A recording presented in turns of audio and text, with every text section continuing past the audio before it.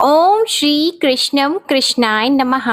हरे कृष्ण कृष्ण कृष्ण हरे हरे, हरे राम राम राम हरे हरे। आप सभी का हमारे चैनल आध्यात्मिक सागर में हार्दिक स्वागत है।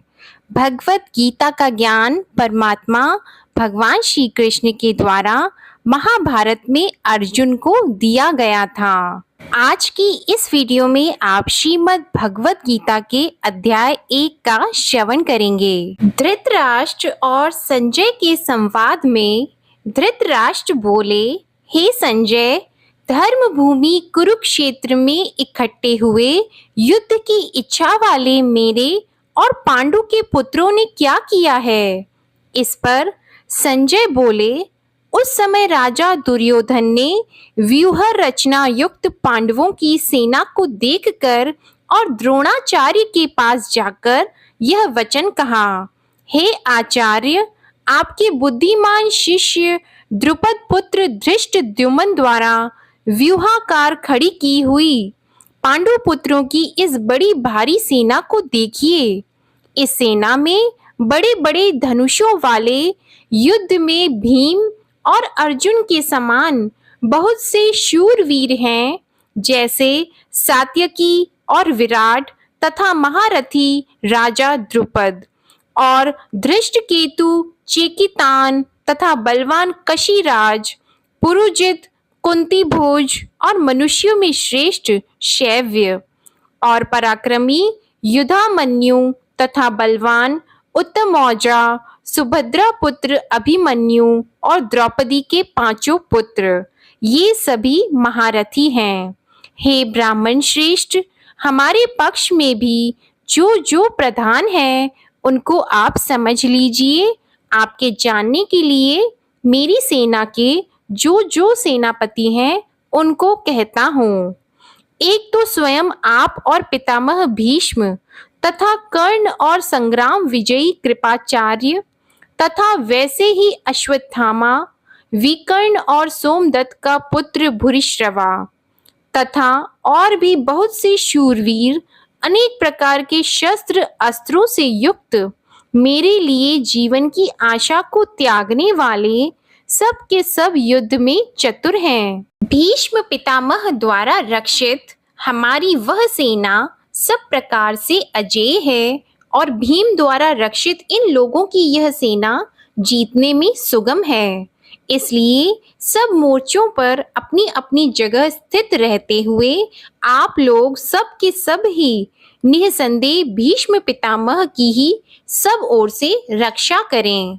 इस प्रकार द्रोणाचार्य से कहते हुए दुर्योधन के वचनों को सुनकर कौरवों में वृद्ध बड़े प्रतापी पितामह भीष्म ने उस दुर्योधन के हृदय में हर्ष उत्पन्न करते हुए उच्च स्वर से सिंह की नाद के समान गरजकर शंख बजाया।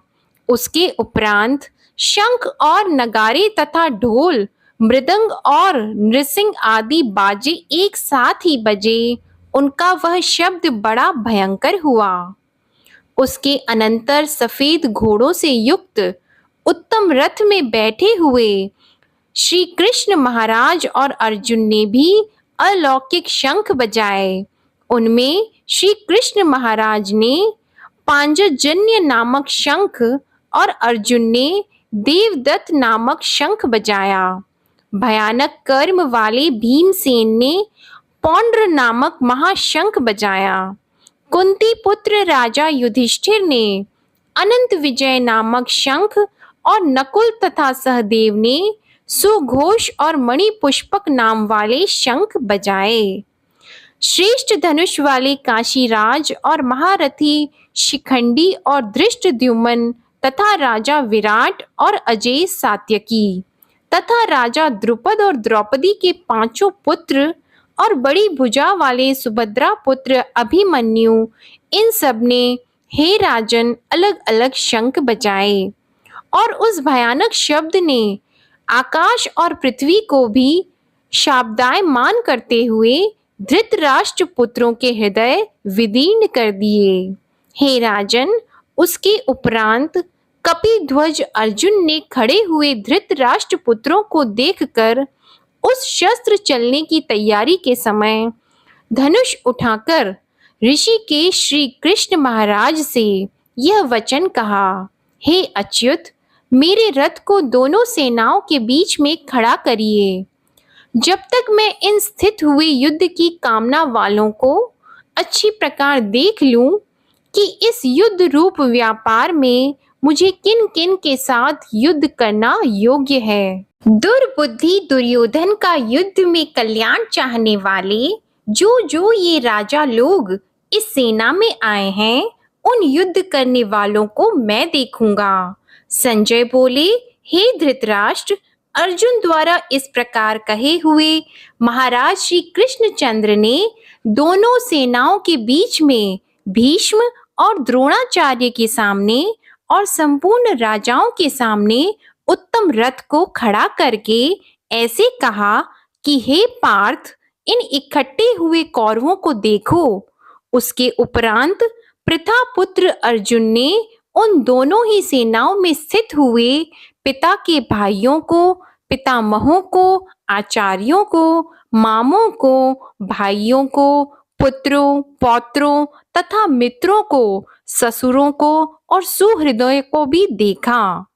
इस प्रकार उन खड़े हुए संपूर्ण बंधुओं को देखकर वे अत्यंत करुणा से युक्त हुए कुंती पुत्र अर्जुन शोक करते हुए यह बोले, हे कृष्ण, इस युद्ध की इच्छा वाले खड़े हुए स्वजन समुदाय को देखकर मेरे अंग शिथिल हुए जाते हैं और मुख भी सूखा जाता है और मेरे शरीर में कंप तथा रोमांच होता है तथा हाथ से गांडीव धनुष गिरता है और त्वचा भी बहुत जलती है तथा मेरा मन भ्रमित सा हो रहा है, इसलिए मैं खड़ा रहने को भी समर्थ नहीं हूँ।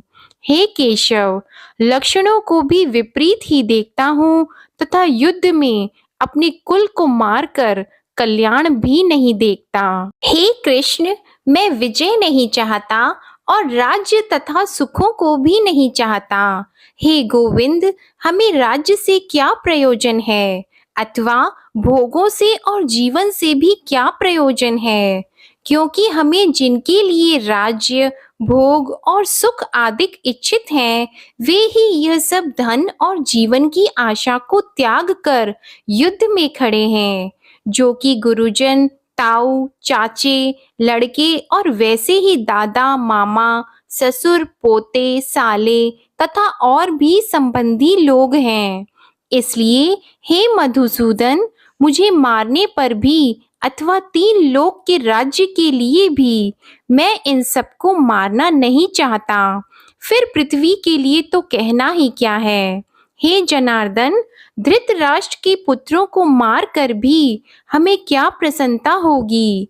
इन आतताइयों को मारकर तो हमें पाप ही लगेगा। इससे हे माधव, अपने बांधव धृतराष्ट्र के पुत्रों को मारने के लिए हम योग्य नहीं हैं, क्योंकि अपने कुटुंब को मारकर हम कैसे सुखी होंगे। यद्यपि लोभ से भ्रष्ट चित्त हुए ये लोग कुल के नाशकृत दोष को और मित्रों के साथ विरोध करने में पाप को नहीं देखते हैं, परंतु हे जनार्दन, कुल के नाश करने से होते हुए दोष को जानने वाले हम लोगों को इस पाप से हटने के लिए क्यों नहीं विचार करना चाहिए। क्योंकि कुल के नाश होने से सनातन कुल धर्म नष्ट हो जाते हैं।